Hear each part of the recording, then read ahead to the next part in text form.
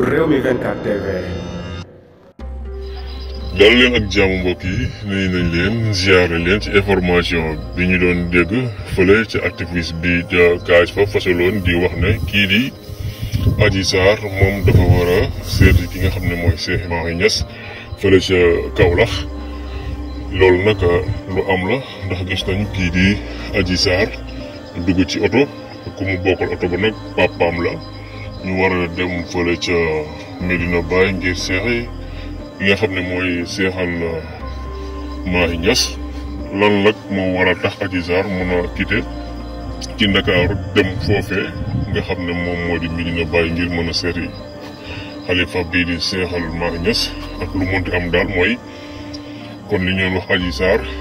dafa am feebaru xel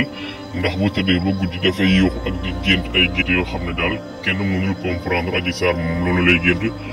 est-ce que du loolu moom moo fa yóbbu Adji ngir muy sàkku ji ak ñaan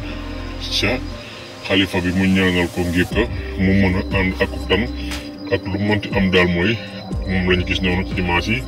Adji Sarr mi ngi jëm foofu nga xam ne mooy Medina Baye ànd ak papaam ñu ngi noonu di départ jëm fa la fay tukkee nag ak lan moo ko fay yóbbu kenn xamul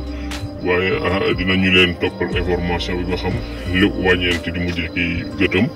mi ngi noonu daal Adji moom rek na ndax ay problème lu dong ci la nekk jamono yi toll nii ndax lu mu génn rek jàll ca la ca des xam ngeen ne maître El Hadj Diouf nekkatul avocat am waaye kii di Gabriel Kane daw na bàyyi ko fa ñi nga xam ne ñoom ñoo ko doon compagnie ci combat bu complot boobu mu nekkoon jamono yi yëpp gisatu ci kenn daal kon image yaa ngoog jaa ngeen jëf